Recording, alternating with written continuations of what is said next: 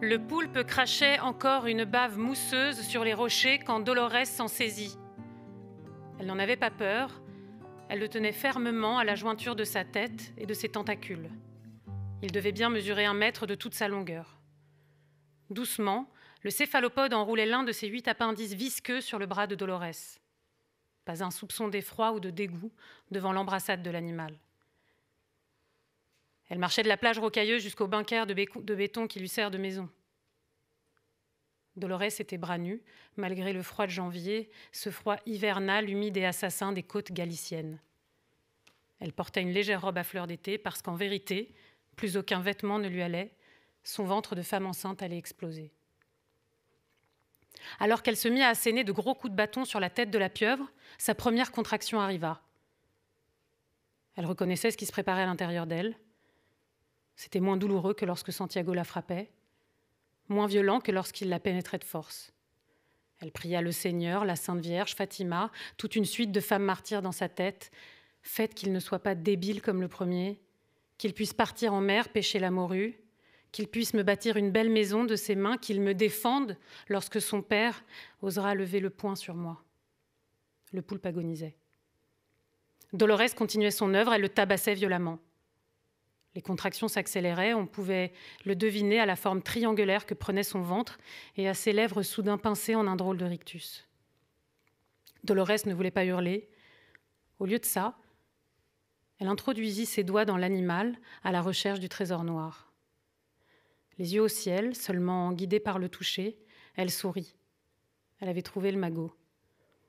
Avec l'index et le pouce, elle ressortit délicatement la glande nacrée et transparente contenant le délicieux jus sombre. Elle restait concentrée pour ne pas la percer, mais une nouvelle contraction la fit chanceler. La tension électrique dans son corps lui tordit les mains. La poche éclata et répandit l'encre noire sur ses doigts et ses jambes blanches. Elle hurla « Jesus !» Elle n'invoquait pas le Fils de Dieu, non, mais le sien de fils, Jesus, 5 ans, sourire d'idiot et gueule d'ange. Il ramena sa fraise devant elle. Son visage était sale, mais arborait l'expression heureuse de l'enfant enfin appelé par sa mère. Elle l'envoya chercher la voisine. « Date prisa, imbécile !» Jesus se mit à courir. Pour les attendre, Dolores s'installa à l'intérieur, mit de l'eau à chauffer, défigurée par la douleur, sans émettre le moindre bruit, sans un gémissement. Elle se réservait pour plus tard. Elle s'allongea. Jesus fit son entrée avec la vieille Clara. En silence, la voisine se mit à genoux au pied de la Mater Dolorosa qui écartait les jambes. « Ya está aquí » il est là. Jesus se glissa derrière le dos voûté de la coucheuse pour regarder. Sous les mains ridées de Clara, on pouvait voir la tête couronnée de cheveux et de poils pubiens du nouveau-né. « Empuja !» Dolores expulsa d'un coup ce qui l'avait tant embarrassé ces derniers mois. Qu'est-ce que c'est ? Clara tenait le nourrisson dans ses mains. Elle inspecta son entrejambe et comprit en un instant le destin funeste qui attendait l'enfant. C'est une fille. Dolores refusa cet affront. Elle avait demandé un fils, un vrai, un fort, pas ça, pas une fille, elle n'en voulait pas. Emmène-la chez les bonnes sœurs, il n'y a qu'elle pour vouloir des filles.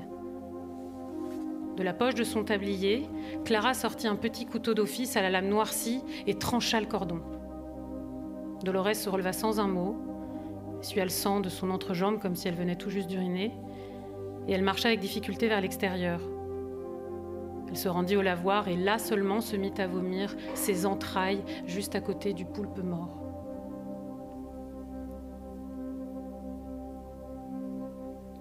C'est ainsi que Clara, la voisine, prit dans ses bras la petite fille déjà bien misérable d'être née sans nom et l'emmena d'un pas rapide au couvent de Santa Catalina, réputé dans toute la région pour sa recette de flan céleste.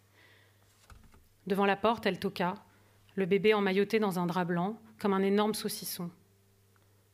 Ma voisine n'en veut pas, elle n'a pas d'argent, son mari est en mer et son seul fils est tonto. Elle tendit la fille. La bonne sœur la recueillit et décida de lui offrir un sort autrement plus charmant. En ce lendemain d'épiphanie, elle prénomma le poupon Victoria. Victoria, c'est ma mère.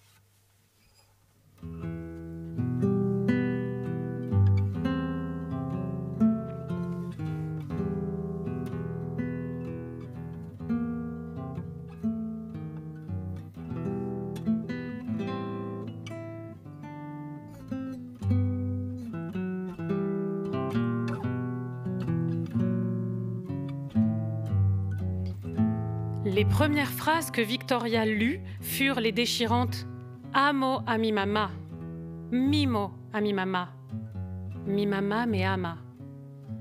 Comme la vie est cruelle parfois. « J'aime ma maman, je cajole ma maman m'aime ». Le diable se cache dans les détails.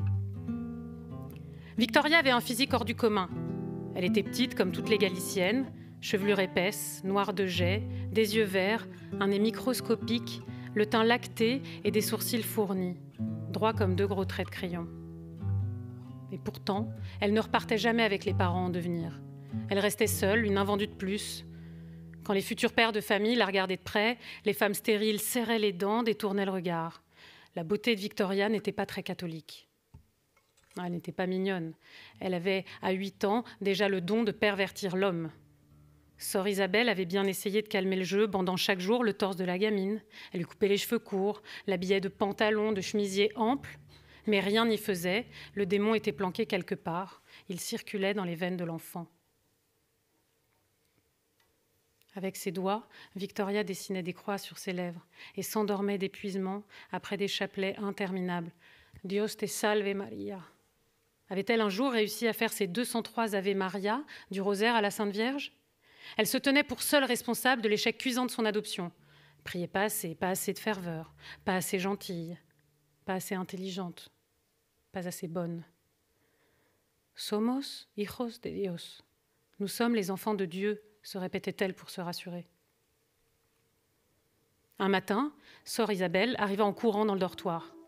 Victoria était endormie. « Victoria, j'ai une bonne nouvelle pour toi, il y a quelqu'un qui est venu te chercher. » Le ciel t'a entendu. Elle ne pouvait pas venir avant, elle n'avait pas d'argent ni de quoi te nourrir, mais ta mère est là, Victoria. Ta véritable mère. Sœur Isabelle avait pourtant l'intuition que cette mère qui revenait chercher sa progéniture ne serait pas exactement celle des rêves d'enfant. Victoria fit le tour de la communauté, sa main dans celle de sœur Isabelle, signa un registre et quitta son foyer. Elle passa la porte et fit enfin face à sa matrice. Dolores regarda l'enfant, l'air sévère. Un bébé sur la hanche droite et tenait de la main gauche une fille brune d'à peu près 5 ans. Jesus était là, il se cachait derrière elle. Dolores scrutait sa fille sans bouger. Plus personne ne respirait. Les chairs figées devant le spectacle de la splendide Victoria. Dolores regrettait d'être venue. Cette gamine était bien trop belle, elle ne causerait que des misères. Victoria fit un timide pas en avant et elle sourit. Ce sourire, le premier d'une enfant à sa mère, allait rester sans réponse toute sa vie durant.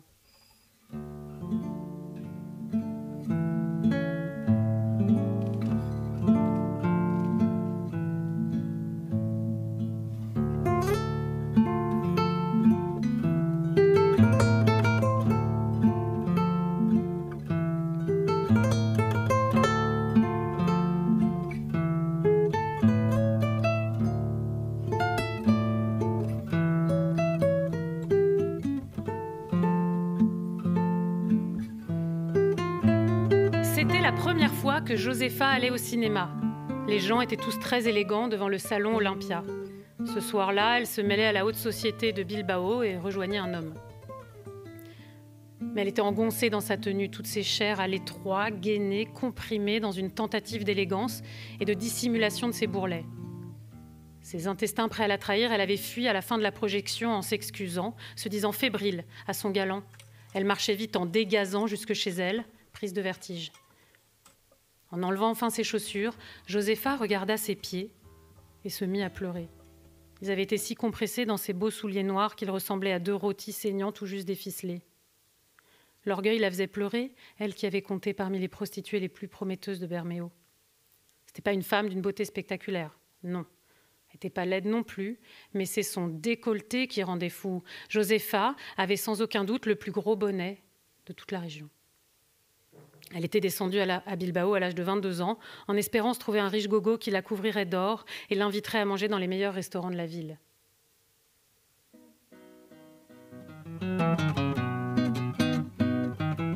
Dans l'autocar hispano-suiza, son village de pêcheurs dans le dos, elle se voyait déjà dégustant des kilos de pousse-pieds, los percebes, son mets favori. Rien n'était plus délicieux selon elle. Elle aimait arracher consciencieusement le pédoncule au sabot, observer la giclée d'eau saline et arracher avec les dents le crustacé à la diabolique allure de petit pénis marin. Mais Josefa n'avait pas trouvé d'homme fortuné et fou d'elle pour l'inviter tous les soirs. La concurrence était rude chez les putes de Bilbao.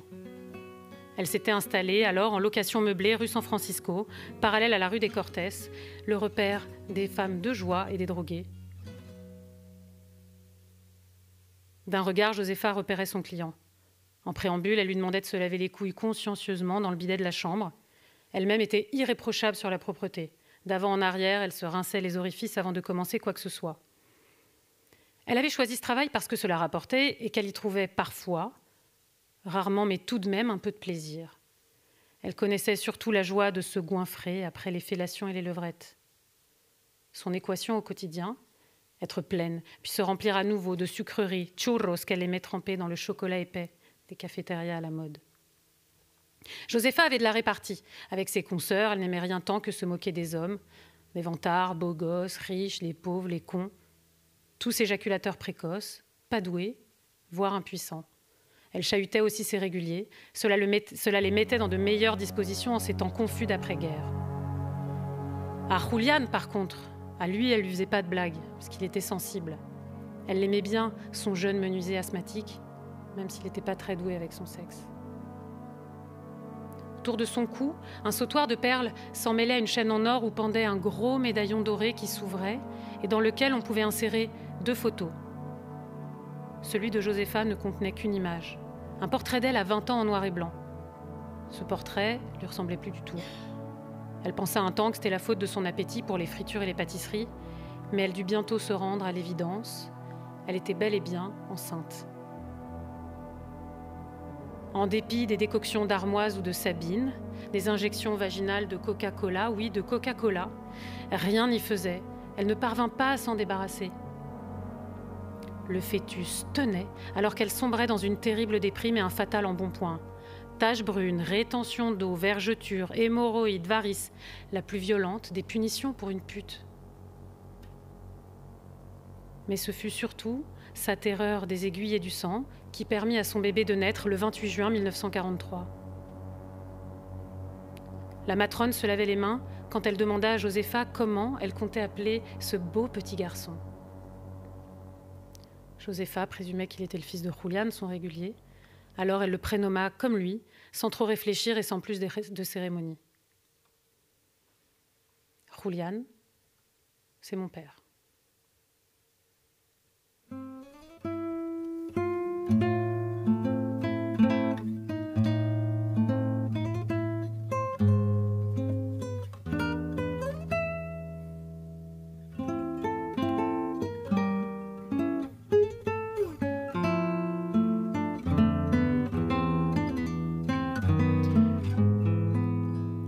Julián ne sortait jamais et avait très peu de visites. Josefa, sa mère, venait un dimanche par mois.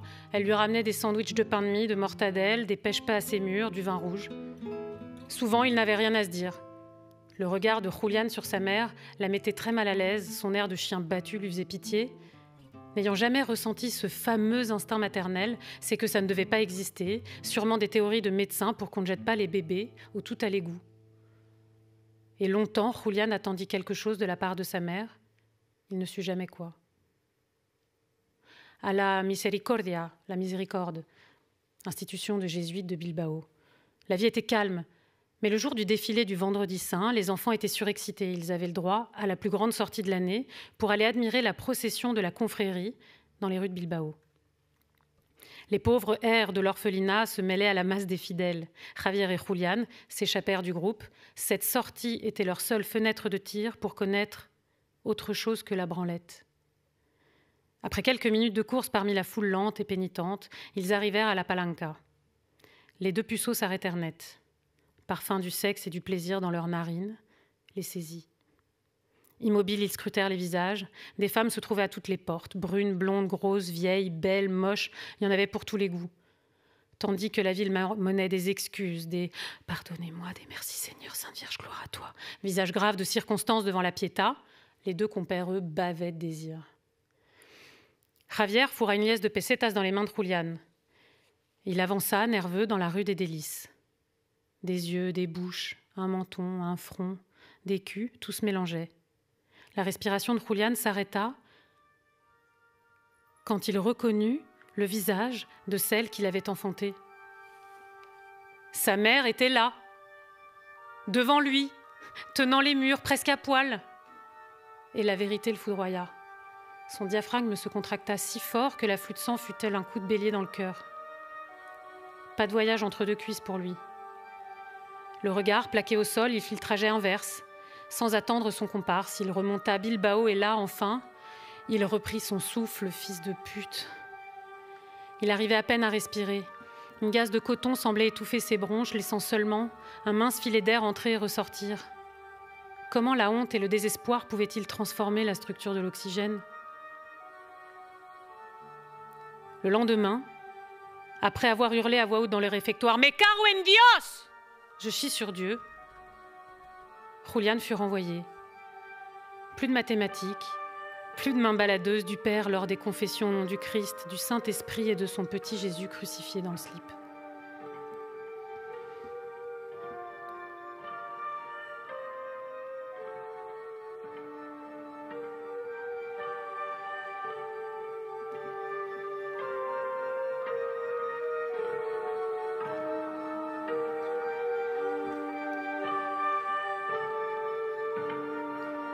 Julián quittait enfin Bilbao pour s'engager dans la marine, en Galice, qu'il aille se faire foutre Saint-Ignace de Loyola.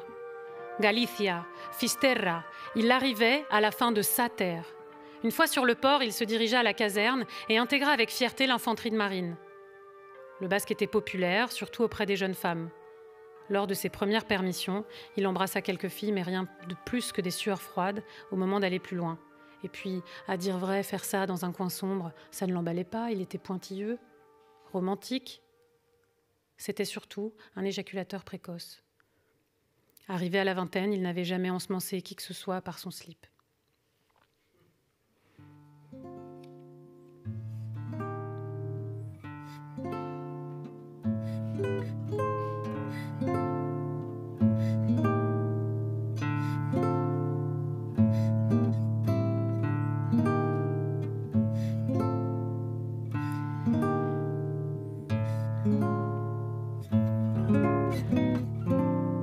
Victoria et Rosalia avaient réussi à sortir en ce 31 décembre 1965. Elles avaient mis leur plus belle tenue, lavé et repassé le matin même. La toile sentait encore le savon chauffé. Pouvait-elle aller fêter le jour de l'an au Férol avec son amie Rosalia ? Pour gagner une autorisation de sortie, Victoria avait travaillé ses parents plusieurs jours, mielleuse et pieuse. Elle avait également rajouté beaucoup d'aguardiente dans le café du paternel et de la génitrice. La laine chargée de caféine et d'éthanol, ses procréateurs avaient dit oui. Après s'être elle aussi servi un minuscule verre d'eau de vie pour se donner du courage, Victoria s'était enfuie dans la minute rejoindre Rosalia. Elle se mit un soupçon de rouge sur les lèvres et le noir qui soulignait ses yeux verts mouchetés d'or. Ça faisait son effet. Ce soir-là, tous les types énervés par l'euphorie de la Saint-Sylvestre la regardaient et se retournaient sur son passage. Rosalia, elle l'ensevelissait de questions. « Tu crois qu'on va embrasser un garçon ce soir ? Est-ce que tu sais comment faire ? T'as pas peur ?» Elles étaient en train de commander à manger au comptoir d'un des bars de marins quand Julián entra.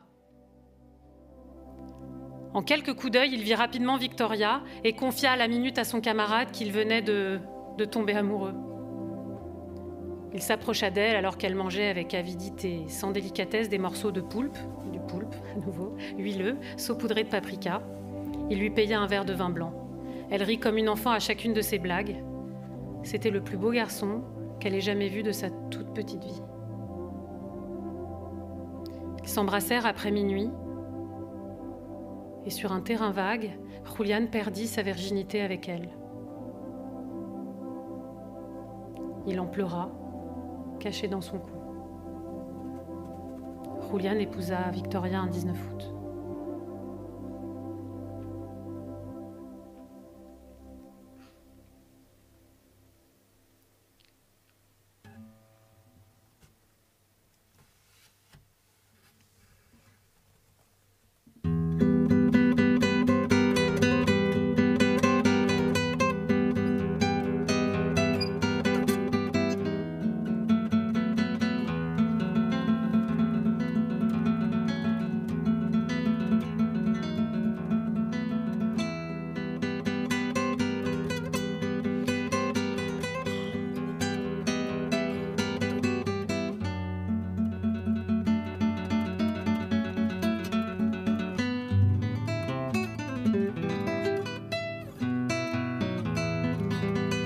Petite fille, j'avais une maladie secrète. Alors, le jeu ici, c'est Maria. Maria, c'est la fille de Julian et Victoria, je vous ai parlé d'eux un peu plus tôt. Elle va grandir au cœur de Paris, d'un théâtre, le théâtre de la Michaudière. Un théâtre de boulevard où Julian est le gardien et Victoria, la femme de ménage. Dès que je restais trop longtemps chez moi, je fouillais nerveusement, tout le temps, partout. J'avais l'instinct du trésor caché. Ou bien alors, j'avais été un rongeur ou chien de terrier dans une vie antérieure. Le mercredi, lorsque ma mère enchaînait sa tournée de ménage à la bijouterie, nous avions beaucoup de bijoux volés. Au bar tabac, jamais payé un timbre ni une carte téléphonique pendant des années, je restais devant la télé. Quand je commençais à m'ennuyer devant la petite maison dans la prairie, je lisais. Lorsque mes yeux me brûlaient à force d'avoir parcouru mes folios juniors usés jusqu'à la corde, je me mettais à retourner ma maison. Dans la commode, au milieu des dessous et des chemises de nuit de ma mère, je m'arrêtais toujours pour relire le livret de famille. Déplier les vieux papiers consulaires, traduits, tamponnés, ces vestiges espagnols me rappelaient mes origines, mais aussi parce qu'ils me paraissaient si vieux, ridés, presque transparents, la fuite de mes parents et leur vie d'avant. Leur vie avant nous trois.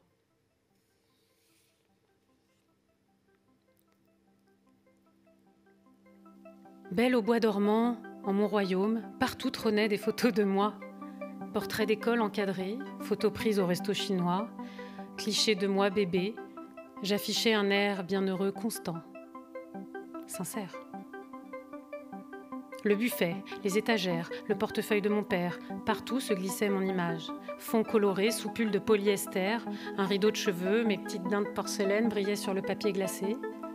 Notre foyer, planqué au cœur du théâtre, était un hôtel dressé à mon effigie. Fillette brune à la frange coupée de travers, ma natte épaisse qui descendait juste au-dessus de mes fesses et mes yeux verts plissés par un sourire élargi. J'étais la ravie de la crèche, où j'avais l'apparence d'une disparue. Et Maria, c'est moi. Ça, on est tous d'accord.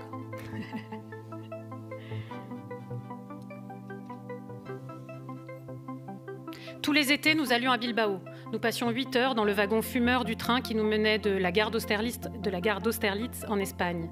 Nuages de cendres sur Picsou, Mickey, Donald. Quand j'observais mon père arriver à Bilbao, j'avais l'impression de voir une vedette de cinéma. Il portait ses plus beaux polos Lacoste, ses poches étaient pleines de billets, des centaines de francs qu'il changeait contre des milliers de pesetas. Une année de travail se transmutait en restaurant, côte de bœuf, glace, cadeaux. On vivait là comme des riches, mais tout le quartier se foutait discrètement de notre gueule. Nous étions los pijos, los franchutes, les Français. Pas d'ici. Mon père me forçait à traverser la ville avec lui. On marchait toute la journée dans Bilbao. Il m'emmenait alors dans des bars indépendantistes. C'était son église à lui. Il n'avait qu'une religion, État, le TA. Tous les étés, il achetait un t-shirt de propagande à chaque membre de notre gang de pacotille, L, M et XS. Drapeau vert, blanc et rouge, et Euskadi ta askatasuna, la liberté pour le Pays basque. Handicapé du verbe originel, enfant bafoué du franquisme, il ne parlait pas l'euskera, mais il aimait la violence et la rébellion. Ma mère, elle, ramenait des images pieuses et de la charcuterie sous vide. Mon père, du merchandising de séparatistes. T'es né ici, et le premier enfant d'une famille basque doit naître au pays pour honorer la tradition. Ta mère et moi, on est revenus ici en novembre 79. Dans le train du retour, j'eus la sensation qu'une lame me transperçait les boyaux. Ah oui, la petite est fragile, elle a toujours une maladie, quelque chose qui ne va pas. En l'espace de quelques semaines de juillet, j'avais transité d'angine en bronchite en otite. J'étais une enfant souvent souffrante, c'est vrai, fébrile, alitée. Mes parents se rassuraient en me faisant avaler toutes les molécules prescrites par les pédiatres. Mais à Paris, une suspicion d'appendicite fut confirmée par un toucher rectal à l'hôpital. Verdict sans appel, ablation de l'excroissance en urgence. 4 points de suture, fin de l'été et fin de l'enfance. 10 jours plus tard, je ferai ma rentrée en 6e au collège Condorcet. Le Condorcet, le Condorcet. Je rencontrais des jeunes filles fraîches et françaises qui pourraient me faire sortir de mon territoire hispanique moyenâgeux entouré de barbelés. Rêvant de m'appeler Sophie ou Julie, je tenais parfaitement mon rôle de jeune fille modèle devant les parents des copines qui m'invitaient à dîner, à dormir. Je jouais au singe savant. Oh, qu'elle est cultivée pour une fille de femme de ménage. Musée, exposition, cinéma, théâtre, j'étais l'éternelle invitée. Je faisais mon effet sur les parents des autres, un mélange de pitié et d'épates quant à mes origines. Ah non, mais j'exagérais le trait. Je les regardais comme des sauveurs et les écoutais plus que leur propre progéniture. Je buvais leur savoir, leur connaissance. Nourrie et repue par leur bourgeoisie, je pouvais enfin m'éloigner de mon duo parental, bruyant et angoissant. Hélas, mes velléités d'être une jeune fille rangée et bien éduquée se dissipèrent vite. Chacune de mes années de collège se solde par un nouveau record d'heures de colle, de renvoi et une nouvelle expérimentation de substances enivrantes. Je fume librement devant mes parents, ma mère m'achète mes cigarettes en même temps que celles de mon père. Elle me les donne avec mon argent de poche sale, des billets de francs suisses et des dollars qu'elle recueille dans le pli des banquettes, du bar à hôtesse en face du théâtre où elle fait le ménage. Je blanchis mes grosses coupures tachées de sperme au bureau de change de l'avenue de l'Opéra. Et avec, je m'achète du shit, de la skunk, de l'air sec, des romans. Plus tard, de la coke, des vêtements, du LSD, des extas, de l'héro. Je n'aime rien tant que sécher les cours, fumer dans le jardin des Tuileries et planer au musée du Louvre. J'ai 15 ans, Oscar Wilde et le laboratoire Roche sauvent mes nuits. Mes converses battent le pavé dans la cour du bahut et m'ouvrent bientôt un nouveau cercle, celui des jeunes filles de gauche du lycée Lamartine où je fais mon entrée. Pour oublier ce paternel violent, cette mère esclave et notre douleur commune, inexplicable, je sors toutes les nuits et me drogue tout autant. Mes seules et rares amies deviennent mes sœurs. Nous communions le mercredi au Queen, le jeudi au Pulp, je crois qu'il y en a dans la salle, le vendredi au Rex, le samedi matin en classe ou à l'infirmerie, en descente. Nos saints patrons sont les Daft Punk. Dans le sous-sol des clubs, je danse la tête dans les enceintes, dispersion des cristaux dans mon oreille interne, rolling and scratching. Je lévite, ma cervelle s'arrache, mon cœur explose, vertige paroxystique. J'ai le sourire d'une dévote.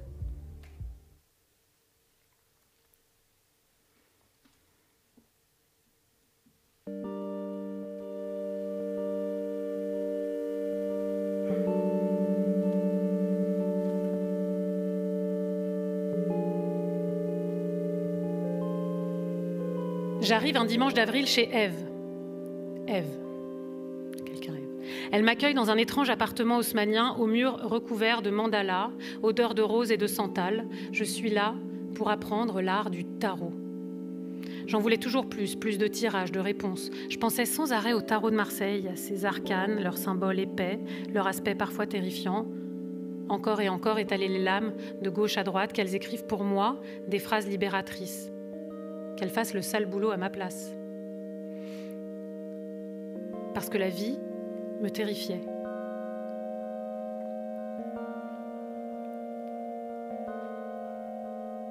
Une fois son regard franc planté dans le mien, Ève, la tarologue, me propose d'apprendre à faire un tirage de l'ombre. C'est 8 cartes, 2 lignes. Elles vont écrire une phrase consciente et une phrase sur ce qui est caché. T'es d'accord ? Ouais. 8 cartes. Il faut choisir. Je promène mes doigts. 8 cartes que je retourne. La justice, l'ermite, l'empereur, la lune, le chariot, la papesse, l'arcane sans nom, celle-là personne ne l'aime, le pape. Ève reste silencieuse, ses yeux sur la danse mystérieuse des personnages. Soudain, son visage se ferme. Je la sens ébranlée parce qu'elle réussit à lire dans ses cartes, qui me restent à moi, totalement hermétiques. Je panique, comme si je faisais face à un radiologue devant un cliché de mes poumons, un scanner de mon cerveau. Non mais je vais crever, c'est ça, c'est un AVC. Non mais tu peux me le dire là, c'est maintenant là. Non mais alors, est-ce que tu sais si ta mère a eu une autre histoire, un autre homme ? Je pulvérise ma mémoire à la recherche d'un homme, et je vois pas, je n'ai jamais imaginé Victoria sans Julian. Ton père est probablement pas ton père. La sentence m'éclate la cervelle. Le voilà, le putain d'anévrisme. Ta mère te cache des choses sur ta naissance, Maria. Parle avec elle. Je sens un rideau tomber sur ma vie, comme l'épais rideau de velours rouge du théâtre de la Michaudière. Vous vous souvenez du théâtre de la Michaudière? Et il tomberait là sur ma nuque et me briserait les cervicales.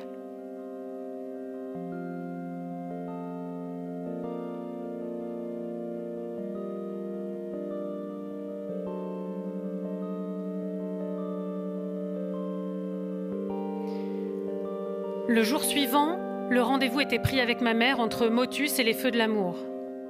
Mama, j'ai fait un tarot, j'ai vu une voyante. Je savais que c'était un argument solide face à elle. Mon père, c'est mon père? Qu'est-ce que tu me caches? Qu'est-ce que tu me cacherais sur ma naissance? Je suis la fille de qui?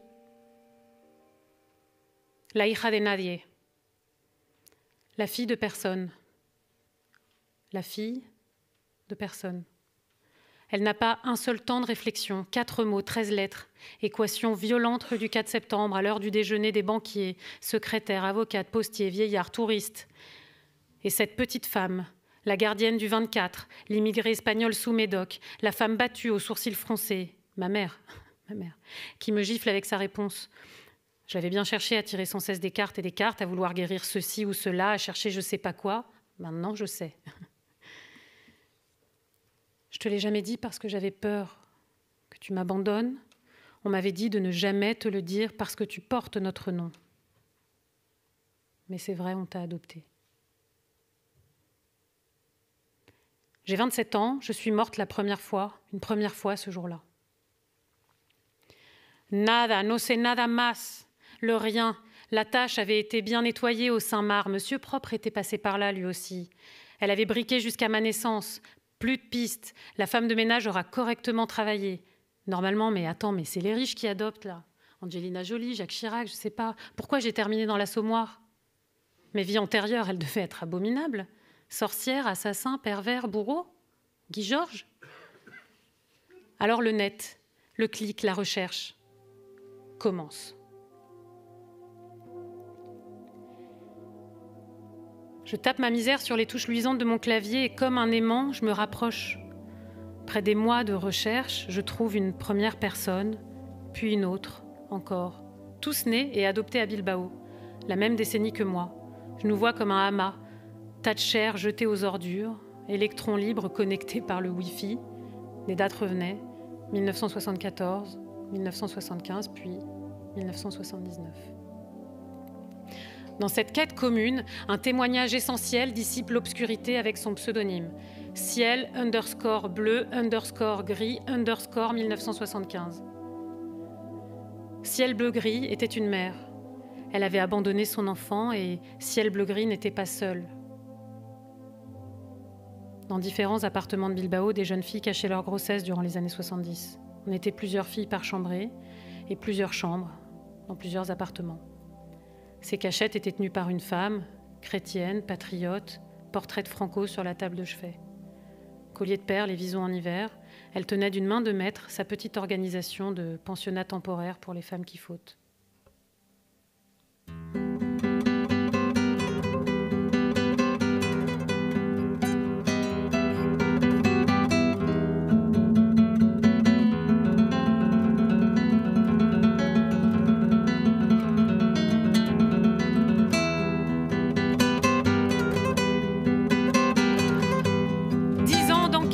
Et d'étiolement de mon identité ne m'apprennent pas beaucoup plus que ce que Ciel bleu-gris écrit sur ce forum. Mais Julian meurt. Et les cartes sont rebattues. Mon père n'avait pas laissé de testament, mais 4 047 € sur un compte en banque, plus un appartement à Bilbao, la ville de ma naissance. Pour finaliser l'héritage, ironie de la situation, je devais prouver que j'étais bien la fille de mon père. Après une rencontre avec un notaire, j'allais au registre civil. Je ne peux pas décemment expliquer à l'employé du registre cette histoire de tarot, de fille de personne, d'adoption. Mais une force étrange me fait tricoter un récit. La même énergie qui m'a permis de baratiner les contrôleurs de la RATP, les flics, les vigiles des grands magasins ou mes profs de maths ou d'histoire géo. Je lui dis vrai. J'ai été adoptée, je suis victime d'une adoption illégale. Je sais que cet acte-là, il est faux. Mais j'en ai besoin pour encaisser des thunes et revendre un appartement. Ça, je lui dis pas. Je lui mens. Ma mère biologique attendait des jumeaux. Ça, c'est la tarologue qui l'a dit. Vrai. Le gynécologue a demandé à ma mère, le jour où elle est venue me récupérer, si elle préférait avoir une fille ou un garçon. Ça, c'est ce qui m'a donné l'idée du mensonge un tout petit peu plus haut. Est-ce qu'il y a eu une autre naissance que la mienne dans cette clinique ? Le même jour, la femme reste cuite par mon monologue. Vous savez, je fais partie des sales histoires qui ont eu lieu ici. Elle disparaît, puis elle revient avec un nouvel acte à la main, qu'elle scrute attentivement. Ouais, c'est étonnant, le même jour, il y a une seule naissance, à part la vôtre. Un garçon est né le 2 novembre, 15 minutes avant vous. C'est accouché par le même médecin. L'employé du mois aux cheveux courts déglutis. Son pays, sa ville, ils ont vécu la guerre civile, le régime franquiste, le TA, le retour à la monarchie. Et maintenant, moi, là, je lui parle de cette sale histoire, de naissances trafiquées, de bébés volés. Mariage, décès, naissance, pas de vague, enregistrer l'humanité, prouver les existences, les dates, les heures, signer, certifier. Je suis l'élément perturbateur, là. Dites-moi comment il s'appelle, por favor. Je vois, c'est une femme libérée, brave et sensible, qui se fout de l'église comme de son patron. Elle est peut-être même divorcée. Elle aura envoyé balader son mari. Elle s'offre des week-ends avec ses copines. Elle a dit merde à son père. Elle vote à gauche. Écrivez votre histoire sur cette feuille et je la transmettrai à mon supérieur. Je baisse les yeux sur la feuille A4 vierge qu'elle fait glisser vers moi et alors je rédige un rapide et maladroit synopsis de ma vie et de ma recherche d'origine biologique. Alors seulement, elle s'approche de moi. Ibon. Il s'appelle Ibon. Cette femme, c'est Mata Hari.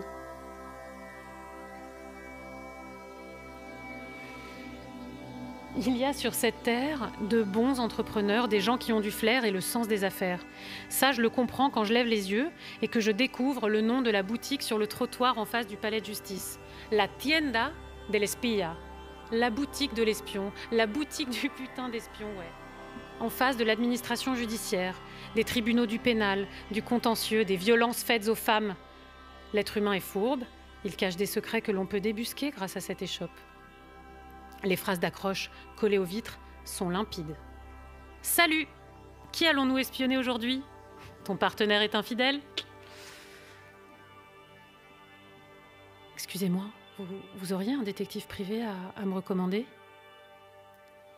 Ibon. Trouvez Ibon.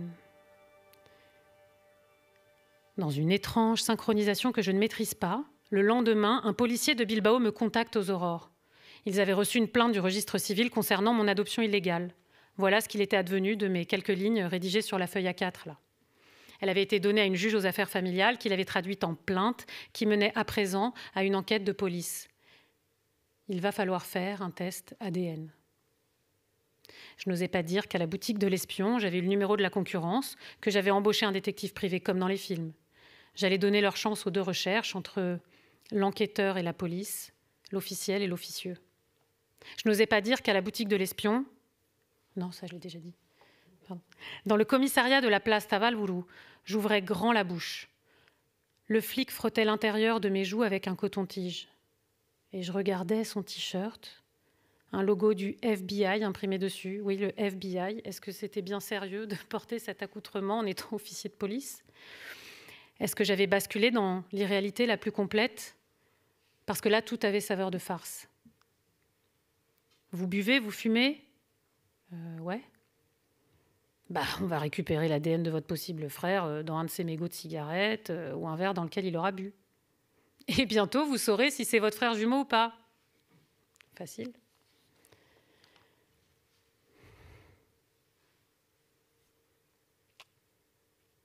Le résultat est négatif. l'ADN, ne correspond pas. J'avais presque eu un frère. Cela faisait des mois que je vivais avec mon jumeau virtuel. Lui, il ne savait pas. Mais Ibon avait fait partie de mon quotidien, et voilà qu'il disparaissait. Ainsi s'évanouissait mon rêve de fratrie. J'étais vexée. Mais je relisais encore le mail envoyé par la police qui classait l'affaire. Parce il y avait une phrase qui restait suspendue. Cependant, de la déclaration de la mère du garçon, il est obtenu qu'après l'accouchement, une religieuse lui a demandé de bien vouloir allaiter une fille qui allait être adoptée en France. Je notais cette information et la gardais pour plus tard parce que là, j'en avais ma claque de cette affaire. 10 ans que j'investiguais et voilà où j'en étais. Va te faire foutre, Bilbao. Va te faire foutre avec tes adoptés, tes bébés volés, tes bébés pas volés. Mais quelques mois plus tard, je suis rattrapée par la ville. L'agent immobilier m'appelle. Il a enfin une acheteuse pour l'appartement. J'écris alors un message sur Facebook à la mère d'Ibon. Elle s'appelle Begonia. C'est peut-être mon dernier voyage à Bilbao. Après tout, elle aussi, elle était dans cette clinique, ce jour-là. Je résumais du mieux que je pouvais ma situation. Bonjour, je sais que vous avez accouché le 2 novembre dans cette clinique. Je suis moi-même née là, ce même jour, et j'ai été adoptée. Je suis à la recherche d'informations sur ma naissance. Accepteriez-vous de prendre un café avec moi ? Je vais à Bilbao demain, j'habite à Paris. Si vous refusez, je comprendrai tout à fait et je vous enverrai plus jamais de message. Merci. Begonia me répondit 1 heure plus tard. Moi et ma famille, nous serions ravis de vous rencontrer. Appelez-moi quand vous êtes en ville. Bilbao était plongé dans l'obscurité et dès 16 heures, je me retrouvais sous une pluie pénible, des gouttes grosses comme des poings. L'humidité de l'hiver basque me rongeait les articulations et me détrempait la gueule. Je rentrais dans la cafétéria Diana, où Begonia m'avait donné rendez-vous.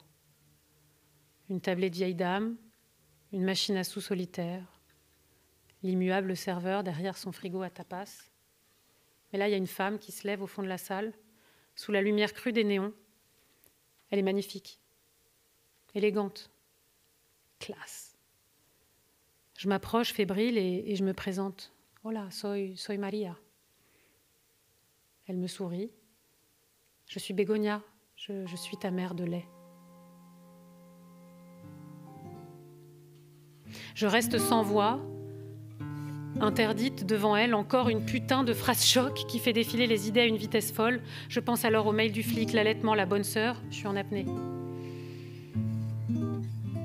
Elle m'embrasse, elle m'enlace. Mon fils ne pouvait pas prendre le sein. Il avait un problème de frein à la langue.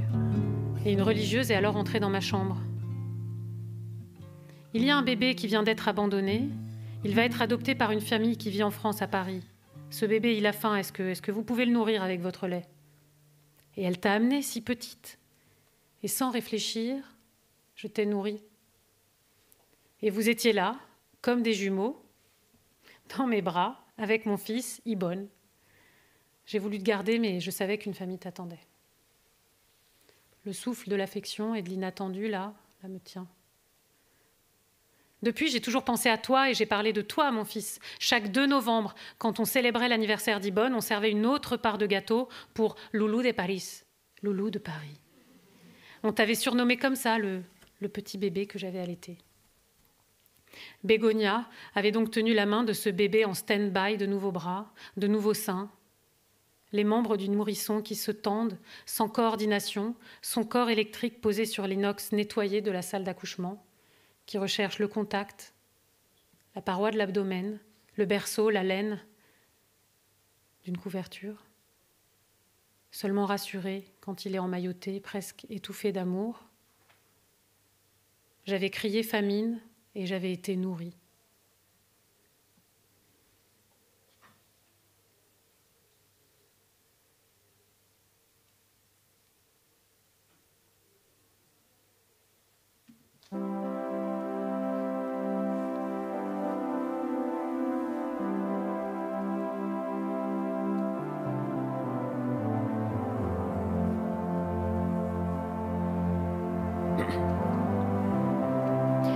Je lisais et relisais le début d'article du Monde qu'un ami m'avait transféré. C'est sur les tests ADN. N'étant pas abonnée, je n'avais pas accès à l'enquête journalistique en entier. Il me restait 92% d'articles à lire, mais le chapeau en gras était assez limpide. Adopté très tôt, Sylvain L., un enseignant trentenaire, n'avait jamais cherché à en savoir plus sur sa naissance, jusqu'à ce qu'il commande un kit ADN sur Internet, un procédé interdit en France. Je n'en saurais pas plus ni sur Sylvain, ni sur sa vie, mais dans les derniers mots visibles, je pouvais lire « MyHeritage ». MyHeritage. Plateforme payante de généalogie en ligne, la société commercialise des kits d'analyse ADN afin d'effectuer des tests génétiques. Un nouveau monde de possibles relations génétiques, familiales, perverses, abusives et virtuelles s'offrait à moi. Je décidai de partager une nouvelle fois cet infernal ADN. Quelques semaines plus tard, je recevais mes résultats. J'avais plusieurs correspondances avec d'autres membres de MyHeritage et à un pourcentage très élevé. C'était inespéré. Comment se fait-il qu'un cousin germain éloigné au premier degré ait décidé un jour de se frotter l'intérieur de la joue gauche puis droite avec un coton-tige sous blister ? Je me découvrais une vaste famille, grand-tante, cousin germain, cousine issue de Germain. Fille unique d'un couple stérile d'expatriés, j'apprenais tout un lexique. À nouveau, je triturais le net. Nécrologie, LinkedIn, Facebook, páginas amarillas, páginas blancas, et je fabriquais un ersatz d'arbres généalogiques. J'embauchais une généalogiste et une médiatrice en Espagne. Façon homme de Vitruve, manpower. Il fallait conjuguer les talents. Quelques jours plus tard, un après-midi de juin, je reçois un appel. Siéntate. Enhorabuena, María. Assieds-toi. Félicitations. Elle a confirmé. La femme, sur laquelle portaient les soupçons, avait dit « Oui, c'est moi la mère de cet enfant. Ne cherchez plus. » Je me suis assise sur le bord de mon lit et j'ai crié.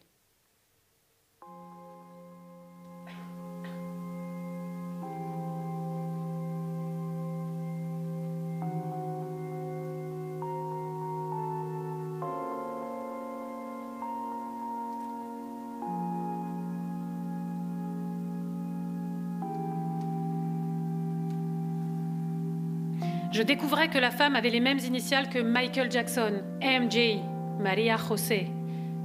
J'apprenais l'identité de ma mère biologique et je cherchais déjà le point commun, le rebord auquel je pourrais commencer à m'accrocher, celui qui rendrait l'empathie possible, la filiation. Mais seule la rencontre, celle de chair et de sang, de parfum et d'exsudation, serait la seule source de ma satisfaction. En m'imaginant écouter son récit, j'ai déjà une oreille qui saigne. Et c'est dans une ville élégante du Pays basque espagnol, proche de la frontière entre nos deux pays, qu'aurait lieu, de façon diplomatique et bien élevée, le tête-à-tête entre celle qui traque et celle qui se cache. Dans ma chambre d'hôtel, la crise de panique tape fort, et je dois me prendre dans mes propres bras, seule, pour me rassurer moi-même. La pandémie avait eu pour effet de vider les mini-bars. Il fallait donc que je descende au bar, que je montre patte blanche si je voulais éponger mon angoisse, redonner du relief à mon sourire et raviver mon haleine fétide de voyageur. J'avais donc bu. Je me douchais péniblement.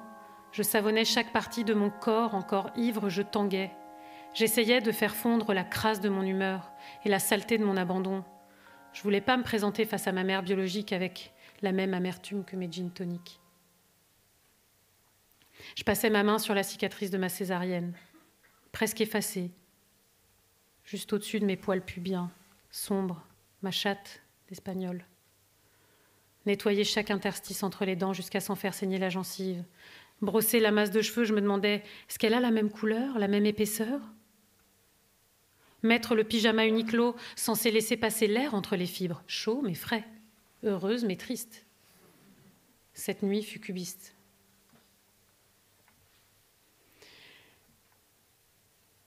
C'était un beau matin de septembre. Le temps de merde annoncé par mon téléphone avait miraculeusement changé. Les extrasystoles de mon cœur m'indiquaient qu'il était l'heure. L'heure d'y aller. Putain, elle est née en mars, elle est poisson, ça c'est un signe d'eau, ça. Elle doit être super émotive. Non, mais je pensais à des conneries pareilles dans l'ascenseur.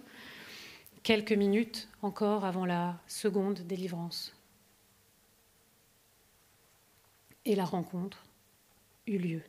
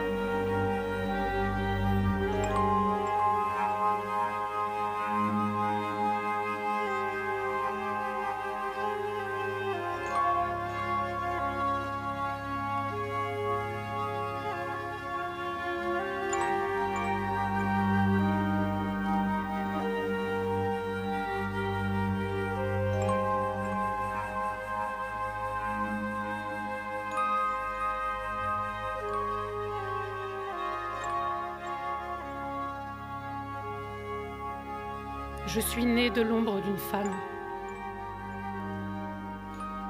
On pourra dire de moi que je suis une bâtarde. Je suis née de l'ombre d'une femme, son secret bien gardé par une suture habile. Ma mère s'est confessée. Je suis la mère de la femme dans l'ombre. Elle m'a désignée et elle a dit c'est elle, et elle est là. Elle a reconnu le fruit pourri au pied de l'arbre généalogique. Et du tronc imposant, il est resté une minuscule écharde. Elle s'est glissée sous l'ongle de l'index de ma main droite, le doigt qui tape le plus sur le clavier de mon ordinateur. Infime éclat de bois, glissé entre la matrice de la griffe et la peau fine. Cette subtile douleur me signifie que je suis là et que j'existe dans ce demi-monde. Je veux porter ma chevalière effacée, reprendre conscience de mon existence. J'inventerai mon histoire car les gens de Bilbao naissent où ils veulent, dit le dicton. Ils soulèvent des pierres, ils tronçonnent des arbres, ils sont plus forts que les actes de naissance, les Basques. Je serai ce que je veux devenir. Je serai romanesque. Je serai ce que j'écris. J'écrirai ce que j'étais. Et dans ma nuit blanche, je me droguerai et je verrai mon futur. Je prendrai dans mes bras la femme qui me fit naître de l'ombre et lui pardonnerai ma nuit noire.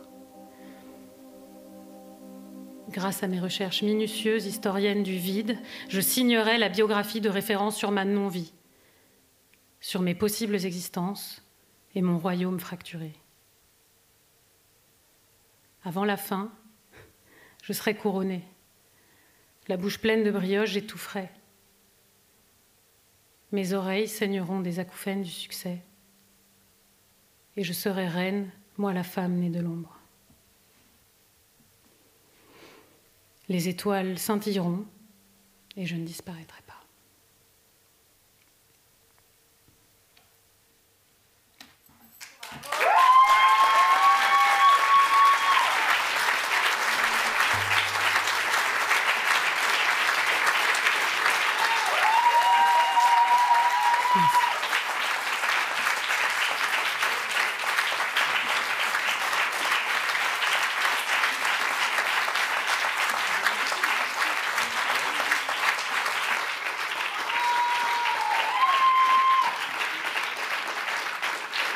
Moritz Reich et Rob.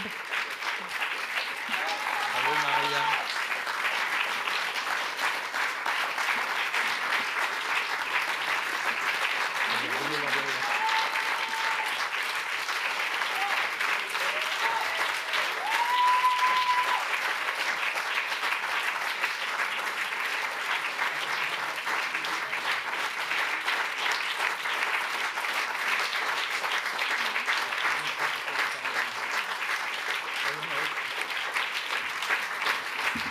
Merci Paris.